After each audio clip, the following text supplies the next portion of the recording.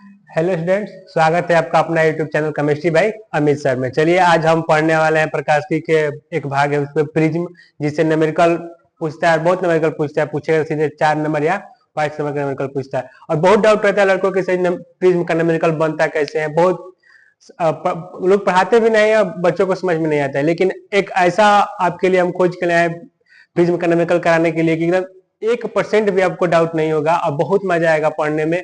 और आप ऐसा पढ़ाएंगे, आपको ना कहे ना कि पढ़ाएंगे नहीं, केवल हम आपको समझाएंगे। तो चलिए देर न करते हुए पढ़ते हैं प्रिज्म, स्टार्ट करते हैं अपना टॉपिक प्रिज्म।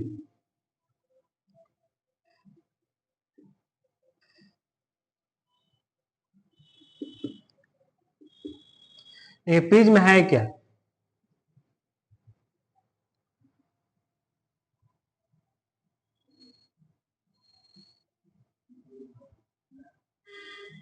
ये एक प्रिज्म का पूरा आकार होता है। प्रिज्म का पूरा आकार होता है।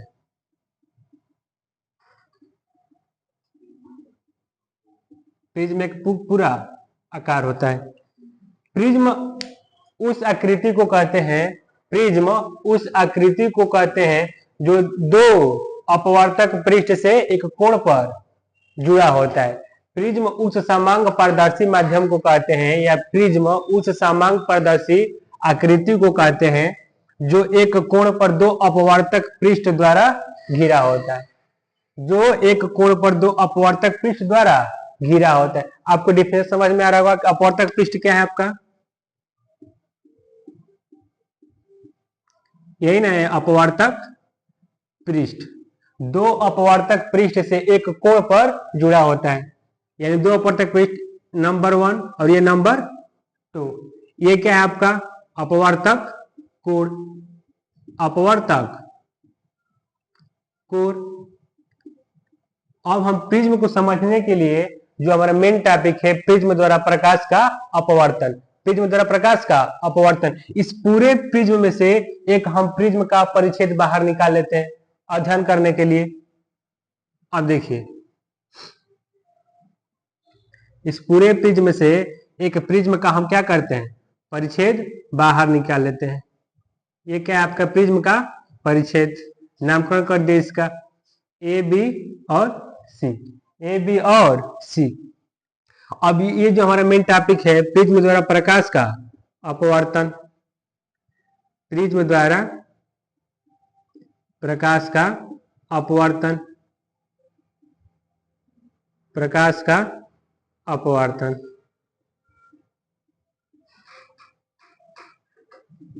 अब देखिए, जब प्रकाश की किरण प्रिज्म के पहले अपवर्तक पृष्ठ से टकराती है तो अपवर्तन के पश्चात समांतर हो जाती है। अपवर्तन के पश्चात समांतर हो जाती है। इसको समांतर कर दीजिए, हो गई। फिर जब दूसरे अपवर्तक पृष्ठ से बाहर निकलेगी, अब देखिए, अब समझ में नहीं आएगा आपको। अब समझाते कैसे, देखो यहाँ पे हम अभिलंब डाल देते हैं तो यहाँ पे भी हमारा अभिलंब होगा। ठीक। जब प्रकाश की किरण, ये हमारी कौन सी किरण है? आपतित किरण। कौन सी किरण है? आपतित किरण। ये कौन सी किरण है? अपवर्तित किरण। ये कौन सी किरण है? अपवर्तित किरण। और ये कौन सी किरण है? निर्गत किरण। अब इसको आप अपवर्तित किरण मत बोलिएगा। कौन सा कोण होता है ये? निर्गत किरण। कौन सी किरण है? निर्गत किरण। आपतित किरण, अपवर्तित किरण और ये निर्गत किरण। आपतित किरण, अपवर्तित किरण और तीसरा क्या है हमारा? निर्गत किरण। आपतित किरण, आपतित किरण, अपवर्तित किरण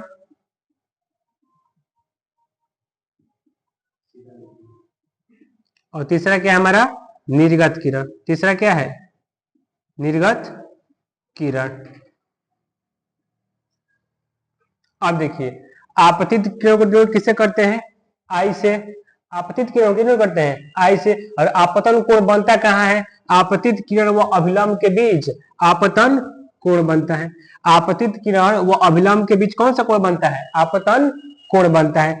और एक अभिलंब और अपवर्तित किरण के बीच कौन सा कोण बनता है? अपवर्तन कोण बनता है। कौन सा कोण बनता है? अपवर्तन कोण। इसको बोलेंगे आर। यहाँ पे जो कोण बनेगा आर, तो यहाँ पे भी एक कोण बनेगा ना, क्या बनेगा? आर। यहाँ पे भी एंगल कौन सी बनेगी? आई। कौन सा एंगल बनेगी? आई। अब इससे हम सूत्र निकालने वाले हैं। प्रिज्म से केवल 4 से 5 सूत्र है और 4-5 सूत्र को आप एकदम रट जाइएगा। उससे बाहर आपका न्यूमेरिकल नहीं आने वाला। उससे बाहर न्यूमेरिकल तो बनता ही नहीं, तो आएगा कहां से? केवल 4 या 5 सूत्र है, उसको आप एकदम रट जाइएगा और इससे बाहर एक भी न्यूमेरिकल आपको देखने को नहीं मिलेगा। चलिए अब इसको मिटाते हैं और समझते हैं न्यूमेरिकल प्रिज्म से कैसे पूछता है।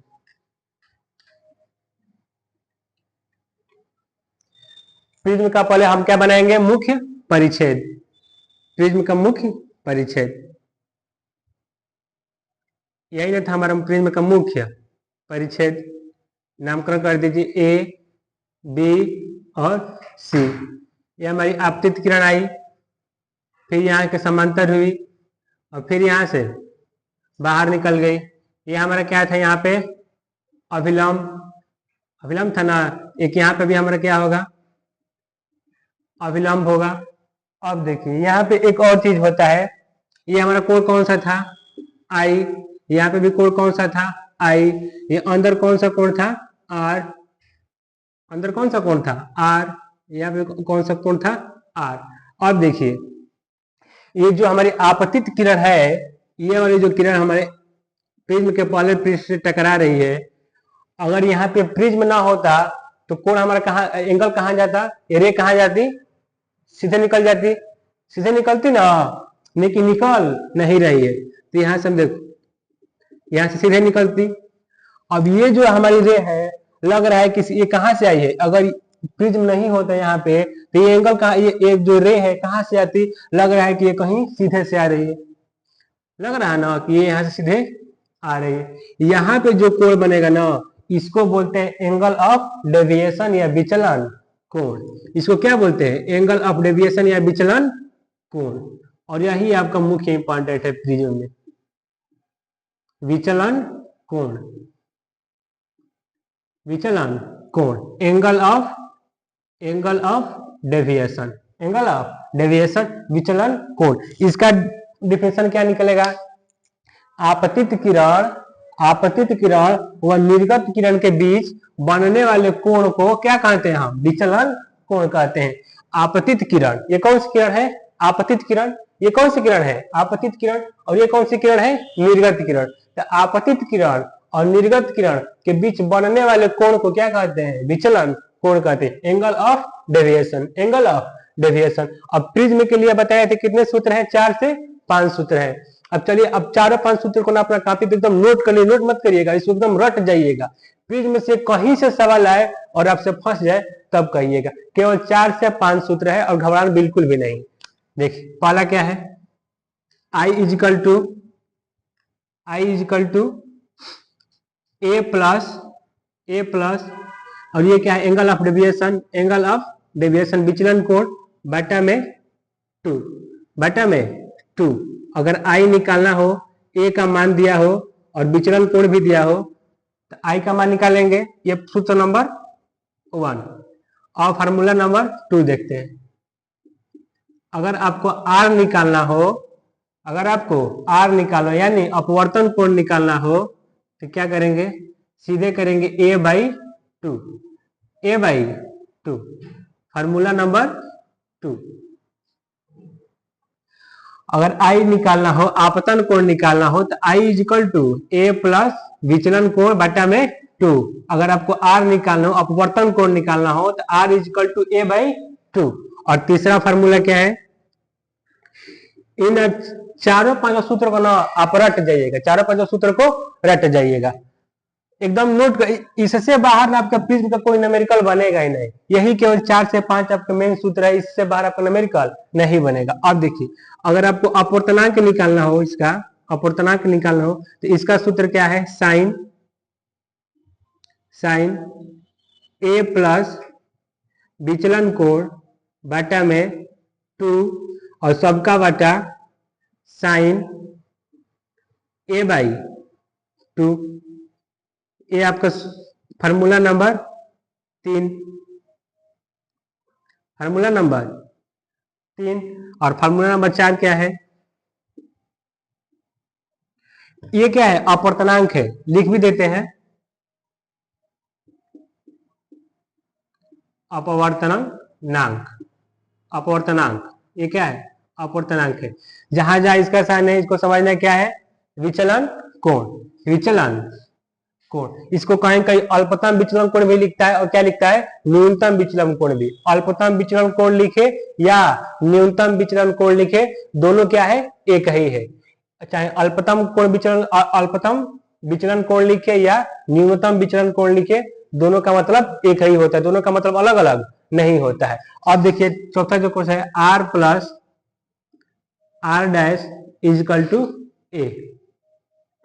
R plus R dash equal to A, ये चौथा फार्मूला है। ये आर डैश है, दो कोण बनेगा ना, एक यहाँ पे अपवर्तन कोण बनेगा और एक यहाँ पे अपवर्तन कोण बनेगा। एक का नाम है आर और दूसरे का नाम है आर डैश। एक का नाम आर, दूसरे का नाम आर डैश। यही केवल 4 फार्मूला है और इन चारों फार्मूला को ना प्रिज्म के लिए रट जाना है। इस चारों फार्मूला से अलग कोई न्यूमेरिकल प्रिज्म से बनेगा ही नहीं।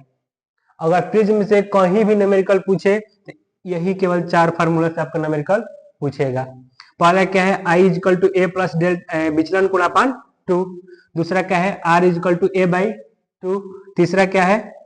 अपवर्तनांक equal to sine A plus विचलन कोण अपान 2 और सबका बटा साइन ए अपान 2। और चौथा क्या है? R plus R dash equal to A. अब चलिए इस पे हम एक एक करके सवाल करा देते हैं, आपको एक एक करके सवाल करा देते हैं।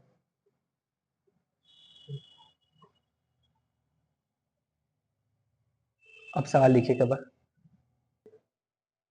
चलिए 4 फार्मूला आपको बता दिए। I equal to A plus विचलन कोण अपान 2 और दूसरा फार्मूला था R equal to A upon 2 और तीसरा फार्मूला क्या था? अपवर्तनांक equal to sine A plus विचलन कोण अपान 2 और सबका बटा साइन ए अपान 2। चौथा फार्मूला क्या था? R plus R dash equal to 1। और एक मोस्ट इंपोर्टेंट फार्मूला है आपका 5 नंबर। एक 5 नंबर फार्मूला है आपका, लिख देते हैं यहाँ पे। यहाँ दिखाई दे रहा ना एक फार्मूला, यहाँ पे 5 नंबर जो फार्मूला आपका लिख दे रहे हैं। अगर विचलन कोण आपको निकालना हो, विचलन कोण निकालना हो तो क्या करते हैं? विचलन कोण इजकल टू म्यू अपवर्तनांक -1 और इनटू ए। ये आपका मोस्ट 5वां फार्मूला था। अगर यहाँ पे विचलन कोण आपको निकालना हो तो क्या करेंगे? अपवर्तनांक -1 इंटू ए, अपवर्तनांक -1 इंटू ये 5 फार्मूला। इन पांचों फार्मूला को एकदम रट जाना है। प्रिज्म से कहीं से आपका न्यूमेरिकल पूछे, इन यही 5 फार्मूला का यूज होगा। इसके अलावा कोई भी फार्मूला प्रिज्म में है नहीं। अब चलिए सीधे न्यूमेरिकल कराते हैं आपको।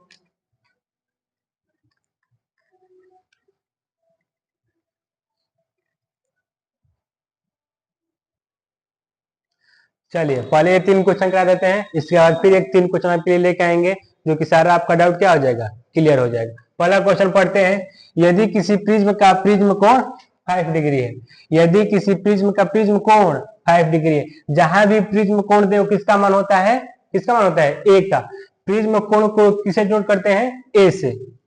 यदि किसी प्रिज्म का प्रिज्म कोण 5 डिग्री है तो यानी ए इजकल टू 5 डिग्री, तथा प्रिज्म का अपवर्तनांक, अपवर्तनांक किसको करते हैं? यही ना है अपवर्तनांक का, ये है अपवर्तनांक। तो प्रिज्म का अपवर्तनांक दिया है, प्रिज्म का अपवर्तनांक इजकल टू कितना दिया है? 1.62। 1.62। तो विचलन कोण ज्ञात कर लें। तो विचलन कोण, अब देखते हैं विचलन कोण का सूत्र क्या है। विचलन कोण इजकल टू अपवर्तनांक -1 इंटू ए। विचलन कोण इजकल टू अपवर्तनांक -1 इंटू ए। अब देखो विचलन कोण इजकल टू अपवर्तनांक कितना है अब हमारा? 1.62। 1.62 -1 और इंटू ए, इंटू मतलब 5 डिग्री। यही ना होगा। इसको हल करेंगे तो कितना आएगा? 1 में से 1.62 में से 1 घटाएंगे तो कितना होगा? 0.62। 0.62 इंटू 5 डिग्री। अब इसको गुणा करेंगे तो कितना होगा? 5 × 10 310, 310 दशमलव 1 2 अंक पे 3.1 1। तो प्रिज्म का विचलन कोण कितना होगा? 3.1 3.1 डिग्री। हमारा आंसर आ गया। अब दूसरा क्या है देखो, यदि प्रिज्म का विचलन कोण 30 डिग्री हो, यानी विचलन कोण का मान कितना दिया है? 30 डिग्री। न्यूमेरिकल हल कर, किसी भी न्यूमेरिकल हल करने का सबसे बेस्ट तरीका जो दिया है सबसे पहले उसको लिख लो। जो क्वेश्चन में दिया है जिसका मान दिया है सबसे पहले लिख लो, उसके बाद देखो कि क्या पूछ रहा है, उसका सूत्र लगा के उसको हल कर दो। कोई भी न्यूमेरिकल करने का सबसे बेस्ट तरीका है जो क्वेश्चन में दिया सबसे पहले उसको लिख लो और देखो कि क्या पूछ रहा है, उसका सूत्र लगा के उसको फाइंड कर लो, उसका आंसर कितना आएगा। तो क्वेश्चन में दिया यदि प्रिज्म का विचलन कोण 30 डिग्री है, यानी विचलन कोण का मान 30 डिग्री है तथा प्रिज्म का कोण 60 है। प्रिज्म का कोण A equal to 60 degree, A equal to 60 degree. तो पूछ रहा है कि प्रिज्म का अपवर्तनांक ज्ञात करें। प्रिज्म का अपवर्तनांक ज्ञात करें, फाइंड करना है हमें प्रिज्म का अपवर्तनांक। अब बताओ इसका सूत्र क्या होता है? देखो सूत्र नंबर 3 है, अपवर्तनांक is equal to sine A plus विचलन कोण अपान 2 और सबका बाटा साइन ए बाई 2। इसको हल करते हैं। साइन कोष्ट में a प्लस ए का मान कितना है? 60 प्लस विचलन कोण का मान प्रश्न में कितना है? 30। 60 प्लस 30 बटा में 2 और सबका बटा साइन ए बाई 2। तो साइन ए का मान कितना है? 60। साइन 60 अपान 2, यही ना होगा? साइन 60 अपान 2। अब देखो इसको हल करते हैं। तो साइन 60 30 90 और 90 में 2 से भागा करेंगे तो 45। साइन 45 और बटा में साइन 60 है, साइन 60 है, 60 में 2 से भागा करेंगे तो 30, तो साइन 30। साइन 30। अब बताओ साइन 45 का मान कितना होता है? साइन 0 का मान 0, साइन 30 का मान 1/2, साइन 45 का मान करनी में 2 और साइन 30 का मान कितना होता है? 1/√2। देखो साइन 30 का मान कितना होगा? 1/2। एक बार फिर शुरू समझते हैं। साइन 60 प्लस 30 बटा में तो 60 30 90 90/2 यानी साइन 45 और साइन 60/2 था तो 60 में 2 से भाग करेंगे तो साइन 30।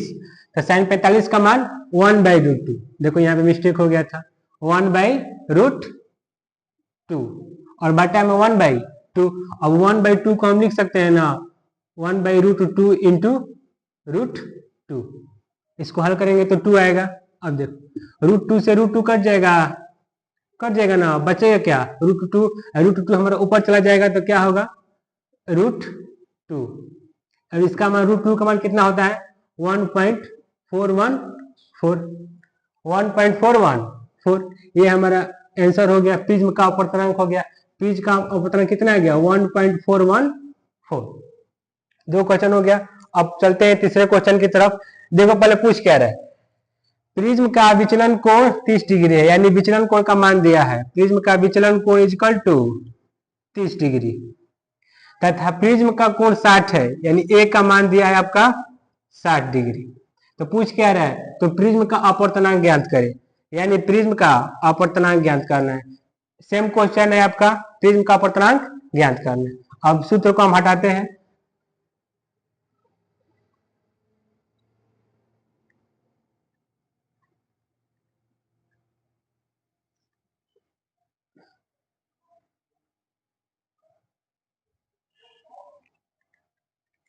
अब बताओ अपवर्तनांक निकालने का हम सूत्र क्या लगाए थे? साइन कोष्ट में ए प्लस विचलन कोण बटा में 2 और सबका बटा साइन ए बाई 2। यही सूत्र था हमारा, अपवर्तनांक is equal to sine A plus विचलन कोण अपान 2 और सबका बटा साइन ए बाई 2। अब देखो इसको हल करते हैं। साइन ए का मान कितना दिया है? 60 डिग्री। 60 प्लस और सॉरी दोनों क्वेश्चन तो एक ही लिख दिए हम लोग दोनों। अब तीसरा क्वेश्चन हम चेंज कर देते हैं आपको, ठीक, क्योंकि दोनों क्वेश्चन हमारा एक ही लिखा गया है। अब तीसरा क्वेश्चन हम चेंज कर देते हैं।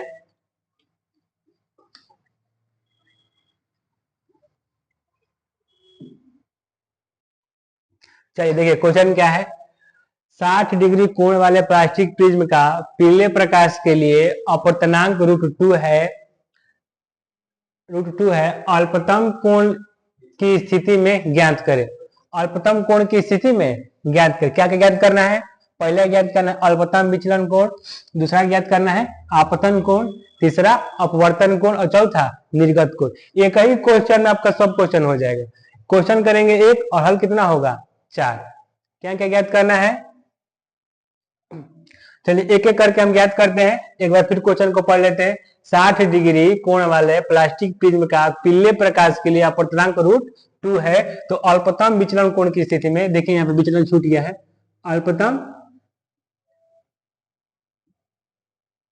अल्पतम विचलन कोण की स्थिति में ज्ञात करें। अल्पतम विचलन कोण की स्थिति में ज्ञात करें। पहले क्या ज्ञात करना है? अल्पतम विचलन कोण। देखिए एक एक करके हल करते हैं। अल्पतम विचलन कोण की इसका सूत्र क्या होता है? साइन कोष्ठ में a प्लस अल्पतम विचलन कोण ज्ञात करना है ना। और हमें क्या क्या पहले क्वेश्चन में, पहले इसको लिख लेते हैं। क्या क्या दिया है? 60 डिग्री कोण वाले प्लास्टिक प्रिज्म का, यानी a का मान दिया है। a का मान कितना दिया है? 60। और अपवर्तनांक दिया है हमें, अपवर्तनांक दिया है कितना दिया है? इसे √2। पहला क्या पूछ रहा है? अल्पतम विचलन कोण। सबसे पहले इसको रख के हम हल करते हैं। पहला के लिए समझिए सूत्र क्या होता है? अपवर्तनांक इक्वल टू साइन कोष्ठ में a प्लस अल्पतम विचलन कोण बटा में 2 और सबका बटा साइन a/2। यही सूत्र होता है, साइन a प्लस अल्पतम विचलन कोण बटा में 2 और सबका बटा साइन a/2। अब देखिए अपवर्तनांक का मान कितना दिया है? √2 equal to sine a plus a का मान कितना दिया है? 60। और हमें अल्पतम विचलन कोण फाइंड करना है। अल्पतम विचलन कोण हमें क्या करना है? फाइंड करना है। और इसका बटा 2, इसका बटा 2 और सबका बटा साइन a का मान क्या है? 60, तो साइन 60/2, साइन 60/2 यही ना होगा। अब देखो equal to √2 equal to sine कोष्ठ में 60 प्लस अल्पतम विचलन कोण बटा में 2 और सबका बटा साइन 60/2 यानी साइन 30 होगा ना। अब देखो अब तिर्यक गुणा करते हैं तो क्या होगा? साइन 60 प्लस अपवर्तन विचलन कोण और बटा में 2 इक्वल टू √2 साइन 30 होगा ना। तिर्यक गुणा कर दिए। और देखो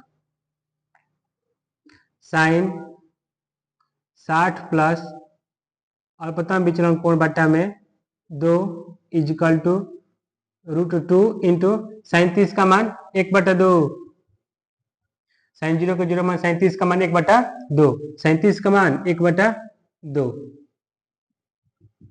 1/2। अब 1/2 को हम लिख सकते हैं ना, √2 इंटू √2, √2 से √2 खत्म, क्या बचेगा? 1/√2, 1/√2 यानी 1/√2। अब देखो अब क्या होगा?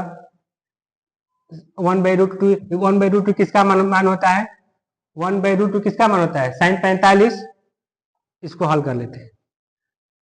साइन 60 प्लस अल्पतम विचलन कोण और बटा में 2 equal to sine 45, sine 45। Sine से साइन खत्म, साइन से साइन खत्म। और फिर तिर्यक गुणा होगा, तिर्यक गुणा होगा तो क्या होगा? 60 प्लस अल्पतम विचलन कोण इक्वल टू 45 दूना 90, 45 दूना 90। तो अल्पतम विचलन कोण इक्वल टू 90 माइनस 60 नहीं आ रहा, ऊपर कर देते हैं।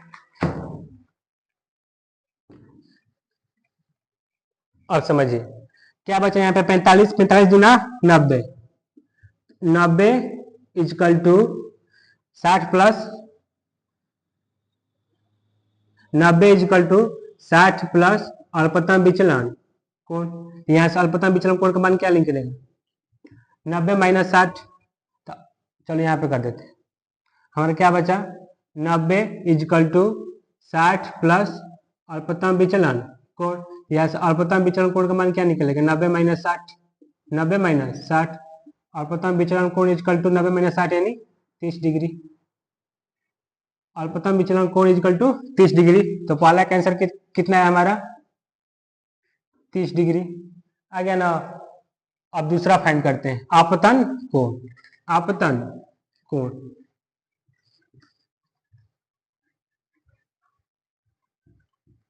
आपतन कोण का सूत्र निकालने क्या होता है, आपतन कोण का निकालने का सूत्र क्या होता है, आपतन कोण को किसे नोट करते हैं, आई से। तो आई निकालने का सूत्र क्या होता है, आई निकालने का सूत्र क्या होता है दूसरा, आई इजकल टू ए प्लस न्यूनतम विचरण कोण या अल्पतम विचरण कोण अपान 2। ए का मान को प्रश्न में दिया है, कितना दिया है 60, और इसका मान आप फाइंड किए हैं, कितना फाइंड किए हैं 30, और बटा में 2, 60 30 90, 90 बटा 2 यानी 45 डिग्री। दूसरा का आंसर 45 डिग्री। अब तीसरा निकालने का सूत्र क्या होता है, तीसरा क्या पूछा है अपवर्तन कोण। तो आर इजकल टू क्या बताए हैं आपको a/2, are equal to a/2, ए का मान कितना दिया है 60, 60 बटा 2 यानी 30 degree, are equal to a/2 यानी 60/2 यानी 30 डिग्री। और चौथा क्या पूछा है आपसे निर्गत कोण, चौथा क्या पूछा है आपसे निर्गत कोण। अब निर्गत कोण निकालने का सूत्र आपको क्या बताया है, याद करिए सूत्र आपको कितने बताए टोटल, चार, पांच, कैसे बताए 5। पहले से हम फाइंड किए अल्पतम विचलन कोण का मान आ गया 30 डिग्री। दूसरा हम फाइंड कर लिए I equal to A plus विचलन कोण अपान 2, यहाँ से आ गया हमारा I equal to A by delta विचलन कोण अपान 2, 60 प्लस 30/2 90/2 यानी 45 डिग्री दूसरा कोण आ गया। और आर का मान भी फाइंड कर लिए a/2 यानी 60/2 यानी 30 डिग्री। अब बताइए निर्गत कोण का मान क्या होगा। तो हम लोग को प्रिज्म से समझाए थे, प्रिज्म से क्या समझाए थे, जब यहाँ से एंगल हमारी जाएगी, एक रे जाएगी तो यहाँ से समांतर होगी और यहाँ से फिर वापस चली जाएगी। तो हमारे यहाँ पे जो कोण बन रहा था, ये कोण क्या बन रहा था आई, यहाँ पे जब हम एक अभिलंब डाले थे तो यहाँ पे हमारा कोण क्या बनेगा आर। तो आपको बताया है ना साइन आई बराबर साइन आर, साइन आई बराबर साइन आर। तो जो कोण हमारा आपतन कोण का होगा, जो कोण आपतन कोण का होगा वही कोण अपवर्तन कोण का होगा, आई इजिकल टू आर। तो आई का मान कितना निकाले हैं 45, तो आर का मान भी कितना होगा 45। इसको तो हल ही नहीं करना था, जितना आपका एंगल का मान आई का होगा उतना ही एंगल का मान आर का होगा। तो आई इजिकल टू आर। अब एक ही प्रश्न में हम लोग 4 क्वेश्चन किए और प्रथम विचरण कोण निकाले सूत्र से, अपवर्तनांक equal to sine A plus विचरण कोण अपान 2 और सबका बटा साइन a/2। उसके बाद हम आई निकाले, I equal to A plus विचरण कोण अपान 2 इस सूत्र से। उसके बाद हम आर निकाले, आर इजिकल टू a/2 60/2 यानी 30 डिग्री। जितना मान आई का उतना ही मान आर का, तो आई बराबर आर, तो आर इसका मान कितना आ गया आपका 45 डिग्री। निर्गत को, निर्गत किरण यही ना है बाहर वाली, ये तो अपवर्तित किरण है और ये आपतित किरण है। आपतित किरण, अपवर्तित किरण और निर्गत किरण। तो जितना एंगल हमारा यहाँ पे बनेगा वही एंगल यहाँ बाहर बनेगा। तो आई इजिकल टू आर। अब इसका माना क्या 45 डिग्री। अब एक और न्यूमेरिकल करते हैं, आप क्या आगे लिखते हैं बोर्ड पे। चलिए अब ये लास्ट क्वेश्चन है प्रिज्म का, इसके बाद आपसे क्वेश्चन नहीं पूछने वाला, सब क्वेश्चन करा दिए। 6 डिग्री कोण के पतले प्रिज्म से, 6 डिग्री कोण के पतले प्रिज्म से 3 डिग्री का विचलन उत्पन्न होता है। बताए थे ना कि जो चीज क्वेश्चन में दिया है सबसे पहले उसको लिख लो। क्वेश्चन न्यूमेरिकल करने का सबसे बेस्ट तरीका है, जो चीज दिया है उसको सबसे पहले नोट कर लो। देखो 6 डिग्री कोण के प्रिज्म से, प्रिज्म का कोण कितना है 6 डिग्री, यानी ए का मान कितना दिया है आपका 6 डिग्री। 3 डिग्री का विचलन उत्पन्न होता है, यानी विचलन कोण का मान कितना दिया है 3 डिग्री। विचलन कोण का मान कितना दिया है 3 डिग्री। प्रिज्म का अपवर्तनांक ज्ञात करें। प्रिज्म का अपवर्तनांक हमें क्या करना है फाइंड करना है। एक सूत्र बताए थे ना आपको, क्या बताए थे, इजकल टू अपवर्तनांक -1 इंटू ए, अपवर्तन विचलन कोण इजकल टू अपवर्तनांक -1 इंटू ए। सूत्र आपको याद होगा, सूत्र याद कर लीजिएगा। अब देखो अब मान रखते हैं सिंपल सा, अपवर्तन विचलन कोण कितना दिया है 3 डिग्री, 3 इजकल टू इसका मान हमें फाइंड करना है -1 इंटू ए का मान कितना दिया है 6 डिग्री। देखो 3 दूना 6, 3 दूना 6 हो गया ना, यानी 1/2 इजकल टू अपवर्तनांक -1, यही ना होगा। 1/2 मतलब 5 दूना 10, 2 5 10, 0.5, 0.5 इजकल टू अपवर्तनांक -1।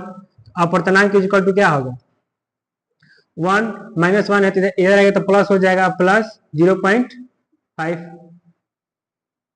तो अपवर्तनांक इजकल टू क्या हो जाएगा 1.5। तो प्रिज्म का अपवर्तनांक क्या होगा 1.5। प्रिज्म का अपवर्तनांक क्या होगा 1.5। प्रिज्म का अपवर्तनांक 1.5। अब आपके प्रिज्म से जो भी क्वेश्चन पूछेगा ना, इसी 5 न्यूमेरिकल से पूछेगा, इसी 5 सूत्रों से पूछेगा। इस 5 सूत्रों को ना प्रिज्म के लिए रट जाइएगा। एक क्वेश्चन हो सकता है आपके एग्जाम में देखने को मिले, 90% चांस है कि इससे प्रिज्म से आपका एक क्वेश्चन देखने को मिले। इसके पहले वाले जो क्वेश्चन कराए जिनमें चारों निकालना था, अल्पतम विचलन कोण, अपवर्तन कोण, निर्गत कोण और आप जो भी आपतन कोण, जो तीनों निकालना था, चारों निकालना था, उसको आप क्वेश्चन को देख लीजिएगा, रट जाइएगा उस क्वेश्चन को, क्योंकि उस क्वेश्चन में हम चारों निकाले। और जब चारों निकालना जाएंगे तो फिर उससे कोई भी क्वेश्चन पूछे आपसे फंसेगा नहीं, और प्रयास करते रहेगा। एक चीज लास्ट हम समझ लेते हैं, श्वेत प्रकाश द्वारा प्रिज्म का अपवर्तन जो है, हालांकि पूछेगा तो नहीं क्वेश्चन में पेपर में आपसे, लेकिन बता दें आपको, सिर्फ 2 मिनट का है, देख लीजिए। ये हमारा प्रिज्म है, यहाँ पे प्रिज्म से 2 फंडा है आपका। जब प्रिज्म से कोई श्वेत प्रकाश हमारा क्या करता है टकराता है, क्या करता है श्वेत प्रकाश टकराता है। ये कौन सा प्रकाश है श्वेत प्रकाश। कौन सा प्रकाश है श्वेत प्रकाश। तो प्रिज्म से टकराने के बाद कितने रंगों में विभाजित हो जाता है 7 रंगों में। कितने रंगों में 7 रंगों में विभाजित हो जाता है। 1 2 3 4 5 6 और 7। 7 रंगों में क्या होता है हमारा विभाजित हो जाता है। 7 रंगों में विभाजित हो जाता है। 1 2 3 4 5 6 और 1 यहाँ पे इसको मानते हैं। 7 रंगों में क्या होता है विभाजित हो जाता है। कौन कौन सा रंग विभाजित होता है नाम भी लिख देते हैं इसका। पहला है वायलेट VI, चलिए यहाँ पे लिख देते हैं जो 7 रंग है। पहला रंग कौन सा है आपका V, नीचे से लिखते हैं उसको, ऊपर से लिखते हैं। पहला क्या है हमारा R, लिख लीजिए 2 3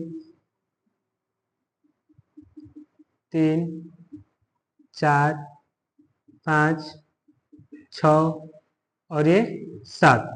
7 रंगों में क्या होता है विभाजित हो जाता है।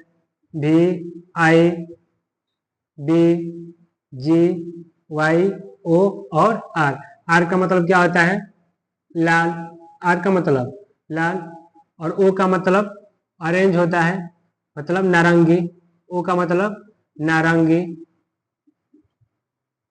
Y मतलब येलो पीला। G मतलब ग्रीन यानी हरा। B मतलब ब्लू यानी नीला। I मतलब इंडिगो यानी जामुनी। I मतलब इंडिगो या जामुनी। और V मतलब वायलेट। वायलेट को हम क्या बोलते हैं वायलेट हिंदी में क्या बोलते हैं, चलो वायलेट लिख देते हैं इसको। वायलेट हिंदी में क्या बोलते हैं बैगनी, क्या बोलते हैं, बैगनी।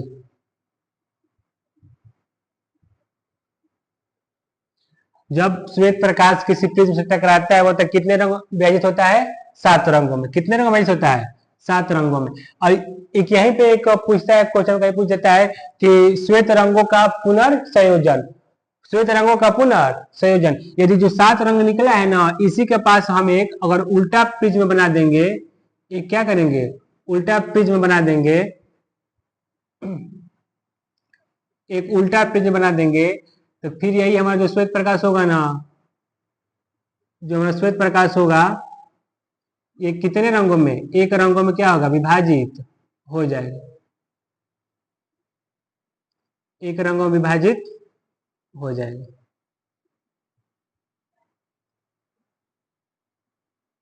जब यहां से कोई प्रकाश निकलेगा ना हमारा, यहां से, तो ये एक प्रकाश निकलेगा। यही था हमारा श्वेत रंगों का वर्ण विक्षेपण। इसको हम बोलते हैं वर्ण विक्षेपण या परिक्षेपण भी बोलते हैं इसको, परिक्षेपण, परिक्षेपण। और जब यहां से निकला इसको क्या बोलते हैं, रंगों का, श्वेत रंगों का पुनर्संयोजन, पुनर्संयोजन। ये हो सकता है कि आपसे पूछ दे कि प्रिज्म द्वारा रंगों का पुनर्संयोजन का चित्र बनाइए। तो एक प्रिज्म लेंगे, यहाँ से श्वेत प्रकाश गुजारेंगे, 7 रंगों में विभाजित होगी, और फिर जब विभाजित होगी उसके ठीक साथ ही में एक प्रिज्म को हम उल्टा रख देंगे। जब उससे हमारा 7 रंग गुजरेगा तो फिर एक रंग में विभाजित हो जाएगा, एक रंग में बदल जाएगा। ये पहले प्रकाश क्या था, एक रंग का था, श्वेत प्रकाश था। जब प्रिज्म से निकला तो 7 रंग में हुआ, फिर वही 7 रंग को जब एक उल्टे प्रिज्म से गुजारे तो फिर हमारे एक रंग में बदल गया। ये कौन सा प्रकाश हो जाएगा, फिर श्वेत प्रकाश हो जाएगा। ये कौन सा प्रकाश हो जाएगा, श्वेत प्रकाश हो जाएगा। यही क्या था, रंगों का पुनर्संयोजन। रंग कितने होते हैं, 7 रंग, लाल, नारंगी, पीला, हरा, नीला, जामुनी और बैगनी।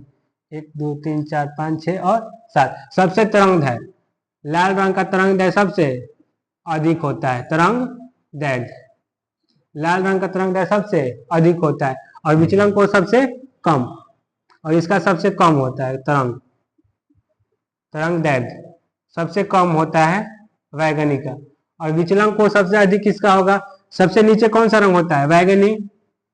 यही ना हमारा अभिलंब है। सबसे विचलन कोण किसका कम होगा, इसका कम होगा, अधिक किसका होगा, लाल का। सबसे अधिक किसका होगा, लाल का। इसका विचलन कोण भी सबसे अधिक होता है, विचलन कोण, और इसका कम, बैगनी का सबसे कम।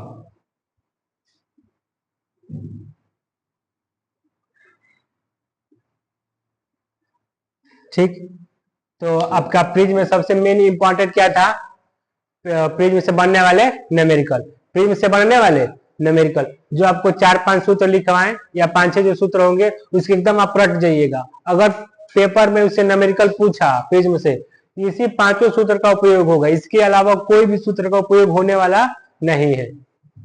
ठीक, अब अगले वीडियो में जो आपको हम पढ़ाएंगे सीधे लेंस पढ़ाएंगे, क्योंकि हमारा दर्पण खत्म हो गया, दर्पण से बनने वाले न्यूमेरिकल भी खत्म करा दिए आपको, प्रिज्म भी खत्म करा दिए, और इसके जो अगला वीडियो हमारा होगा सीधे सीधे लेंस से होगा। ठीक, तब तक आप मेहनत करते रहिए, और इससे जो भी आपके न्यूमेरिकल बने, किताब या सिर्फ जो भी हो आपके पास, प्रिज्म से न्यूमेरिकल बनाते रहिए। जितना आप रिवाइज करेंगे उतना आपके लिए क्या होगा, सबसे बेहतर होगा। चलिए ठीक है, मिलते हैं नेक्स्ट वीडियो में, तब तक के लिए आपको बहुत बहुत धन्यवाद।